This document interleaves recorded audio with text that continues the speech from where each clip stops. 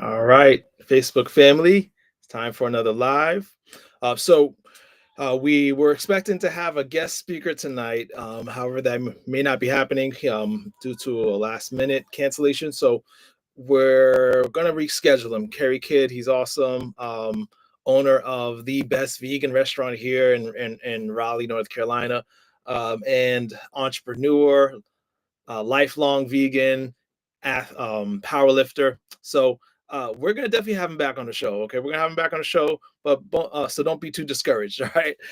So tonight's actually gonna be a little short, because we're number one, haven't really planned anything because we're supposed to have the guest speaker, but I want to save what I really want to talk about in continuation of our series on weight loss drugs next Monday. Okay, so I really want to hold off until I have my slides ready, because like how I like, if you've been watching, how I like to present things with facts. I like to show you the studies. So I could sit here and kind of tell you about basically what next week is going to be, how we can naturally boost GLP-1 hormone in our body without drugs, without the side effects, without the costs. So that's going to be really important for anybody who's looking at weight loss options.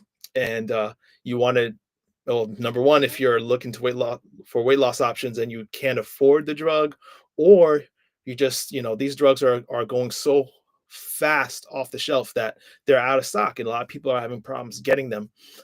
So if that's you, or you're really not wanting to take any weight loss drugs and you want to do it naturally, definitely watch next week's live. Next week's live is going to cover how you can essentially get natural Ozempic, right? How to get a natural boosting of this GLP-1 hormone in our body, because there are ways that you can increase this hormone naturally, right? Some specific foods and dietary, I should say, guidance. You could be increasing your production of GLP-1 from 50 to 60% more than what you're doing right now. Right, it's very significant. So I think since we're not going to have a full live, let's just do a quick summary. And if you guys have questions about weight loss drugs, specifically, how should I say, you know, the science behind it or the studies behind it, because that's the things I really studied, the science and the science behind how it works and the studies on its effectiveness. Definitely in the next 5 minutes or so, because we're not going to be on the live very long, ask your questions. All right, but next week, definitely don't miss out on that if you're looking for natural ways to lose weight, right, without having to deal with the burden or the risks of weight loss drugs. So we had, I think, 2 lives on this topic. For sure, we're going to have more. The first live was just the history of weight loss drugs in general. So what we discussed is that having a new amazing wonder drug that boasts weight loss is nothing new. This has been going on for decades. Usually every 1 to 2 years, there's this new drug on the market, the new kid on the block that's supposed to help people lose a lot of weight. That being said, these new generation of weight loss drugs is a little different in that it has a higher weight loss potential. So in the past, weight loss drugs, you could probably lose on average maybe 5 to 10%, if that high. Now with these weight loss drugs, they're boasting as much as 20% weight loss. It's pretty significant. So how does this look on the scale? A lot of people on these drugs, if they're super responders, meaning they respond very well, you can lose up to 35 pounds on this drug within in just several months of use. Those who are on the other end, maybe just more average weight loss, is going to be around 25 pounds.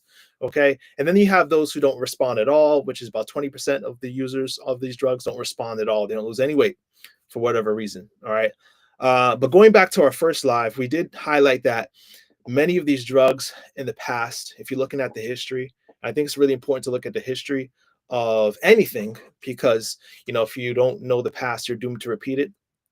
A lot of these drugs, especially even the effective ones, were eventually pulled off the market because of dangerous side effects, whether it be heart disease, cancer, other debilitating factors. So I think we have to make sure that we understand with anything that comes in the market, there's always risks, especially within the first years of use, because essentially you are the test market, right? We who are taking these drugs, we're kind of putting ourselves at risk in the sense that we may not know the long-term effects, because like saw with past drugs, sometimes the long-term effects aren't found until 8 to 10 years later, and then they're pulled off the market, and with a warning for its side effects. So I think we need to be careful when making this decision.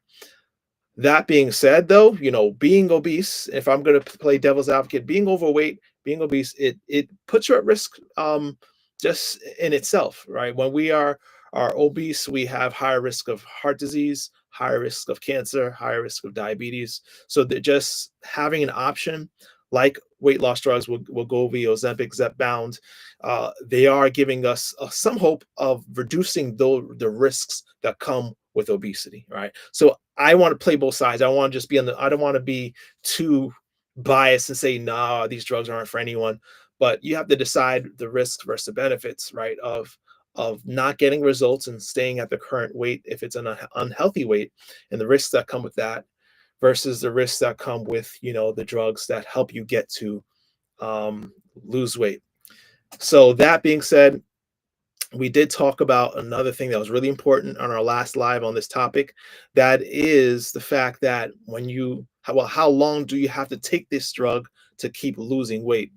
To keep losing weight on these drugs, most studies are showing you plateau about 12 months. So after a year, your weight loss stops, it stalls. So let's say you lost 30 pounds. That's about all you're going to lose, right?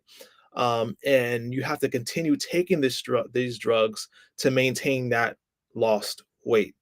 So that's kind of the catch. It's like if you are you getting results, great, right? Let's say you've been taking it for 6 months and you're getting results, that's great. Keep taking it if you can tolerate it and all the side effects. Usually around the year mark, for whatever reason. Well, actually, I shouldn't say that, because there is a good reason. When your brain essentially stops being duped by this drug. It's like, you can't trick me no more by sending me these hormones that tell me that you are full, because I could tell you're not, right? I could tell your muscles are wasting. I could tell you are in starvation mode. I'm gonna stop. Your brain is smart enough to say, I'm gonna stop listening to this drug. So it dials down its effectiveness. Essentially quiets the strength of this hormone's effect on the brain, right? And so you start to eat more calories. You may not eat as much as you were before, but you start to eat more calories, layered on top of the fact that because you've lost weight, right? Your calorie needs are different. So now, with the calorie needs being different, it takes a little less. You're taking in just enough calories to maintain this new weight, right?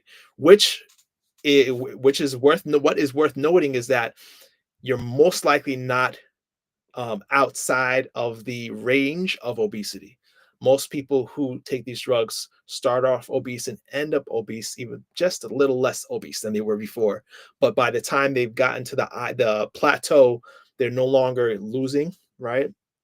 So they're kind of maintaining lower level obesity, which still comes with risk. These are things to consider, right? So these are facts. These are based on studies. Look back in the last two lives. We have all the study links there, right? This is not just me making things up, right? So we always want to make sure everything we discuss on this channel is backed by evidence, backed by research. So that's the conclusion, and some important facts to consider with these weight loss drugs. Okay. Now, as you're doing your research and you're hopefully making these decisions prayerfully, I urge us all to make sure that we are giving our bodies and our minds the best plan, or a plan to be successful, because you don't want to be on any drug forever, right? Nobody wants to be on a medication for the rest of their life. There has to be a plan to transition, or can mold into your lifestyle healthy choices that help you to overcome the food noise, right? To help you make healthy choices so that you can wean off the drug and replace um, needing your body needing that hormone suppression of your appetite to having foods that are low in calories and rich in nutrients, right, and fiber that suppress your appetite and keep you full, right? That's why we promote a whole food, plant-based way of life, way of eating, because that is exactly what you get. So eventually, what we're going to hope to do after next week's live is actually host a webinar or workshop. I know we originally said we're going to do it June 12th, but I may not be able to hold to that date. We may have to push it out. Okay. But we're eventually going to do a webinar and a workshop on weight loss, how to do it naturally, whether you're taking weight loss drugs or not, so that you can wean off of them if you're on it, or not need them, right, if you haven't taken them. Because there is a way. Trust me, there is a way. Our clients have experienced it. My wife has experienced it, losing mass amounts of weights through healthy choices, quieting the food noise that drives us to overeat, and doing it in a natural way, a holistic way, the way that God designed us to live, right? Going back to his original plan. So I'm really excited about that future workshop. Make sure you're following us so you can get invites to that workshop. All right. Next week, again, we'll be having a live on the topic of natural ways to boost GLP-1 hormone in our body. So hope you can join us then. And every Monday at 7 p.m. we'll be having our lives. All right. So hope you guys are keeping track and making sure to subscribe so you can get the alerts for those events. All right. So beloved, I pray above all things that you may prosper and be in good health and